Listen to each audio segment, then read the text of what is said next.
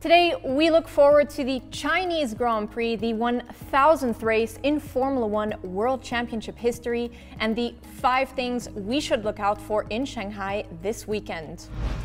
Number 1, and Charles Leclerc's amazing drive in the Bahrain Grand Prix, where an engine problem cost him a great shot at scoring his maiden F1 victory, is still fresh in the memory. His Ferrari teammate Sebastian Vettel, meanwhile, is probably trying to forget what happened to him in Bahrain, but for very different reasons. Vettel's spin while battling with Lewis Hamilton led to his race unraveling. He's now 5th in points behind Leclerc. Vettel needs a solid race to rebuild his standing after 2 troubling races. He was on pole here last year, but clashed with Max Verstappen. He'll be hoping for a clean weekend this time around because he really needs one. Number 2, it's Mercedes, knowing it cannot rest on its laurels. 2 wins, but can it beat Ferrari's threat? Lewis Hamilton got lucky in Bahrain, although he did see off the threat of teammate Valtteri Bottas, who got the better of him in Australia.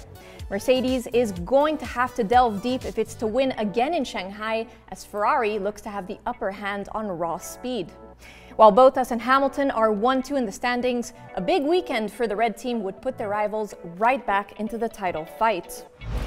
At number 3, it's Red Bull being in no man's land, adrift somewhere between the big 2 and the midfield dogfight. Now, Red Bull won this race 12 months ago with Daniel Ricciardo, benefiting from a safety car that turned the race on its head.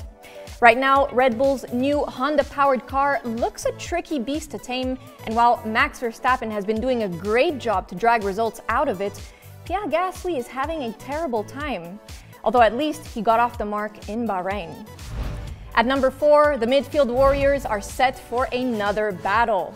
The action behind the top 3 teams has been sensational so far this year, with Haas, Alfa Romeo, McLaren and Renault duking it out, with Toro Rosso and Racing Point not far behind.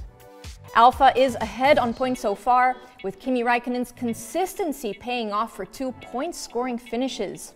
Haas and McLaren have scored better finishes, however, in each race so far, while Renault is likely feeling robbed after its double disaster in Bahrain.